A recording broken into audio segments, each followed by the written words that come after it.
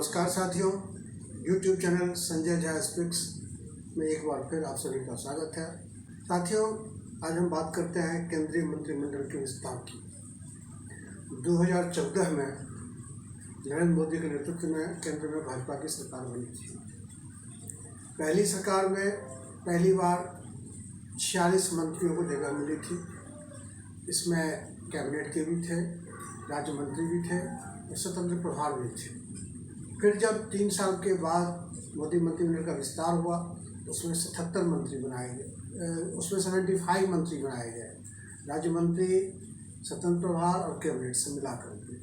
जब पहली बार 46 मंत्री बनाया गया था, कैबिनेट में दिया गया, मतलब मंत्रिमंडल में लिया गया था 46 लोगों को, तब सरकार ने कहा था कि भाजपा एक पार्टी विद डिफरेंस है, यहाँ पे सब कुछ अलग ही होता है और हमारा मकसद है maximum governance with minimum government, यानी कम से कम लोगों के साथ अधिक से अधिक, ज़्यादा से ज़्यादा बढ़िया ढंग से काम करना।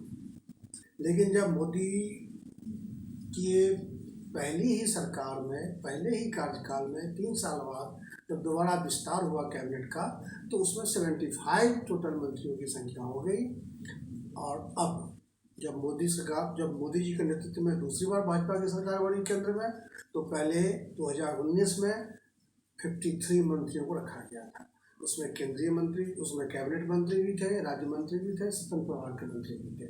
अब 2 साल के बाद फिर विस्तार हुआ, तो उसमें 77 मंत्रियों की संख्या 77 हो गई। तो सबसे पहली बात तो ये है कि भाजपा सरकार ने जो वर्ष 2014 में जब ये कहा था कि हम मैक्सिमम गवर्नेंस देंगे मिनिमम गवर्नमेंट के साथ, वो तो खत्म हो गया, वो नारा तो खत्म हो गया।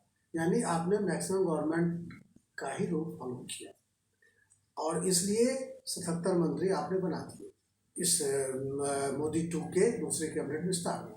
और आपको ये भी बता दूं कि भारत में केंद्र में आप मैक्सिमम 80 मंत्री ही रख सकते हैं, क्योंकि संवैधानिक प्रावधानों के तहत भारत में सिर्फ और सिर्फ हम अपने टोटल मेंबर ऑफ पार्लियामेंट के टोटल संख्या का हम 50% ही रख सकते हैं मंत्रियों में, और वो 80 बैठता है, यानी 80 से ज़्यादा मंत्री हम चाहकर भी नहीं बना सकते। और मोदी जी ने 77 लोगों को, विधायक सांसदों को मंत्री बना दिए। तो कुल मिलाकर के ये क्यों बनाए, उसका जवाब ये है कि अगले साल उत्तर प्रदेश में, उत्तराखंड में, पंजाब में, गोवा में और मणिपुर में 5 राज्यों में इलेक्शन है। और उसके थोड़ा सा आगे चलेंगे तो और कुछ राज्यों में इलेक्शन है, जिसमें गुजरात भी शामिल है। तो ऐसे ही राज्यों से मंत्रियों की संख्या बढ़ाई गई है, जहां पर में अगले 1 या 2 साल में इलेक्शन है, और वहां ये दिखाने के लिए कि हमने केंद्र में फलाने स्टेट को इतना प्रतिशत दे रखा है। तो कुल मिलाकर के अगर आप मोदी मंत्रिमंडल के विस्तार को देखें तो ऐसा कोई नहीं है कि इसमें कोई करिश्मा हुआ है या इससे कोई बहुत बड़ा शासकीय व्यवस्था में कोई बहुत बड़ा फेरबदल होने वाला है, या ऐसा भी नहीं है कि पहले के मंत्री बहुत निकम्मे थे, वो ठीक से काम नहीं कर रहे थे और अब जो आए हैं वो बहुत बढ़िया काम करेंगे। अगर हम, और ये अलग बात है कि इन मंत्रियों को, नए मंत्रियों को बनाने से और पुराने मंत्रियों को हटाने से कुछ जो जातीय और क्षेत्रीय समीकरण को साधने का प्रयास किया गया है। यूपी में ओबीसी को दिया गया है प्रतिनिधित्व, यूपी में एससी को दिया गया प्रतिनिधित्व, तो इन प्रतिनिधित्व अल्पसंख्यक को भी दिया गया है। इन लोगों को देने से, प्रतिनिधित्व देने से सिर्फ ये है कि 2022 में जो चुनाव होना है, उस चुनाव में भाजपा को बढ़त मिली। अब देखना दिलचस्प होगा कि ये नए समीकरण जो मोदी जी ने जो मंत्रिमंडल विस्तार करके जो नए जो सियासी समीकरण को साधने का प्रयास किया है, वो कितना सफल होता है। बहरहाल हम इस बात को तनिक नहीं मानते कि किसी मंत्री ने खराब काम किया तो उसके लिए उनको हटा दिया गया है, उसके बदले में नया लिया गया है। अगर पुअर परफॉर्मेंस के आधार पे मंत्रियों को हटाया जाता तो निर्मला सीतारमण जो देश के वित्त मंत्री हैं, उन्होंने कौन सा अच्छा परफॉर्मेंस किया है? कोरोना तो एक बहाना है, हकीकत ये है कि जीडीपी हमारा जो ग्रोथ है, जीडीपी की जो ग्रोथ रेट है लगातार कम हो रही है, लोगों की आमदनी कम रही है, बेरोजगारी बढ़ रही है, नौकरी कम हो रही है। तो फिर अगर परफॉर्मेंस के आधार पर हटाया जाना चाहिए था तो उनको हटाना जाया था, उनको तो नहीं हटाया। उसके बाद कई सारे ऐसे मंत्री हैं जिन्होंने कोई काम नहीं किया। जब अब उड़ीसा के एक मंत्री जी थे सारंगी, जब उनको बनाया गया तो पता नहीं उनके बारे में क्या क्या कहा गया। इतने ईमानदार, डेडिकेटेड, वो जो है जनता के बीच रहने वाले आदमी हैं, वो साइकिल से चलते हैं और 2 साल में उनका सारा जो ये है खत्म हो गया। अब वो चले गए अपने घर, अब वो जनता के बीच रहे। इसी तरह से यूपी उत्तराखंड की बात करें, उत्तराखंड से रमेश पोखरियाल निशंक को हटा दिया गया है।